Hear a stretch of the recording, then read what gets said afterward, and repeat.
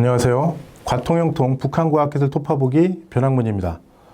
오늘 주제는 북한, 교육으로 과학기술을 발전시킨다. 그 첫 번째, 전민과학기술 인재화입니다. 북한이 정면돌파전, 즉 대북제재를 정면돌파할 열쇠로 과학기술을 강조하고 있습니다. 하지만 북한은 작년 하반기부터 부쩍 과학기술이 부진하다, 자신들의 과학기술 역량이 부족하다고 시인하고 있습니다. 그러면서 이를 타개하기 위해서 교육의 중요성을 강조하고 있습니다. 과학이 경제 발전을 견인하는 기관차라면 과학의 어머니는 교육이라고 합니다. 사실 북한은 김정은 위원장 집권 직후부터 전민과학기술 인재화, 그리고 이를 위한 과학기술 교육 강화를 강조해 왔습니다. 북한이 정면 돌파전을 결정한 뒤 올해 1월에 만든 선전화를 하나 보겠습니다. 과학기술이 전략적 자원이라고 강조하는 포스터입니다. 그런데 커다란 빨간 글씨 밑에 작은 글씨가 적혀 있습니다. 잘 안 보이시죠? 근데 이걸 확대해서 보면 전민과학기술 인재화입니다. 이건 말 그대로 인민 모두를 과학기술 인재로 키우겠다는 겁니다. 모든 주민이 대학 졸업 수준의 과학기술 지식을 갖고 그 지식을 활용해서 자기 직무와 관련된 문제들을 해결할 수 있게 한다.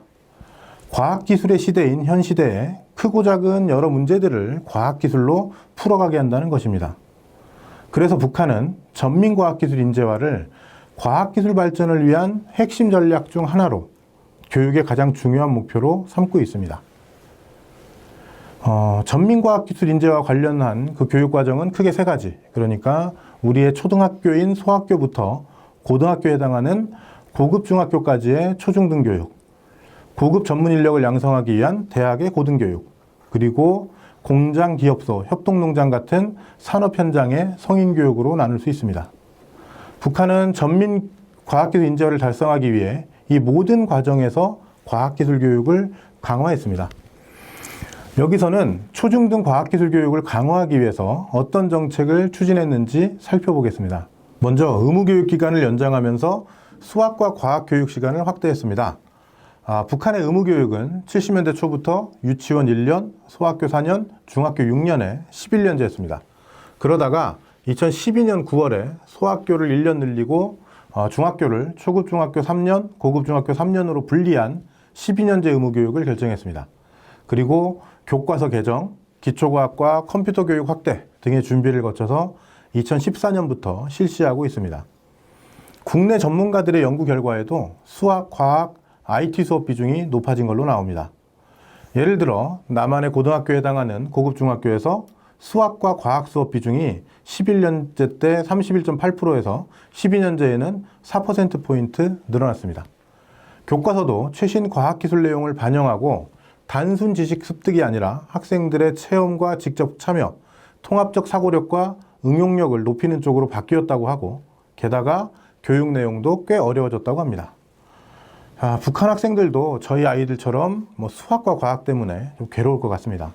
그리고 이러다가 수포자, 과포자들만 많아지는 거 아니야? 하는 생각도 하게 됩니다.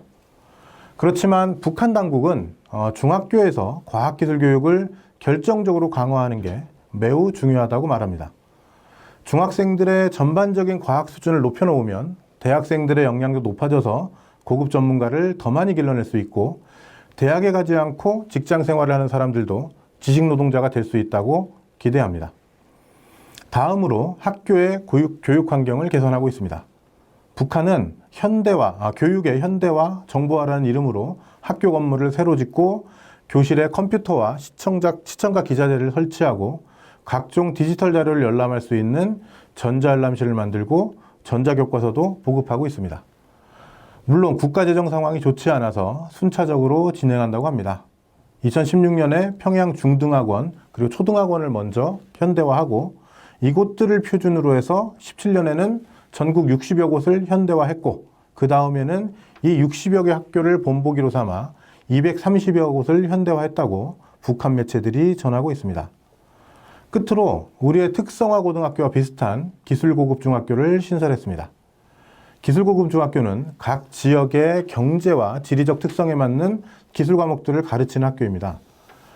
대형 제철소가 있는 지역에서는 금속, 대규모 화력발전소가 있는 곳에서는 전력, 대표적인 협동농장이 있는 지역에서는 농산 관련 과목을 더 집중적으로 가르치는 시기죠.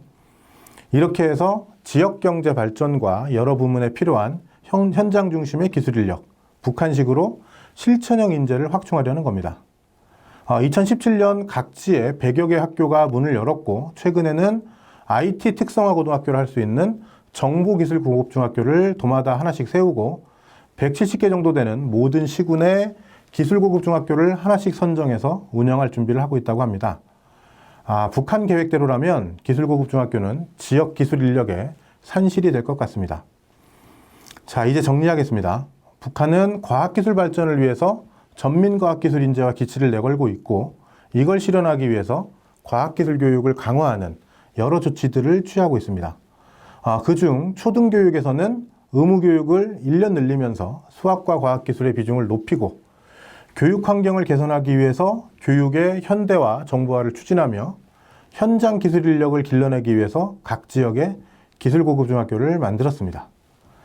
근데 북한은 작년 9월 전국교원대회에서 교육 부문이 질적 향상이 지지부진해서 국가에 필요한 수준의 인재를 길러내지 못하고 있다고 평가를 했고, 이후에는 교원의 자질 향상을 핵심으로 한 교육의 질적 발전을 부쩍 강조하고 있습니다. 교육을 통한 과학기술 인재 양성이 단기간에 이룰 수 있는 게 아니기 때문에 이 또한 북한이 장기전을 대비하는 정면 돌파전과 함께 긴 과정이 될 것 같습니다.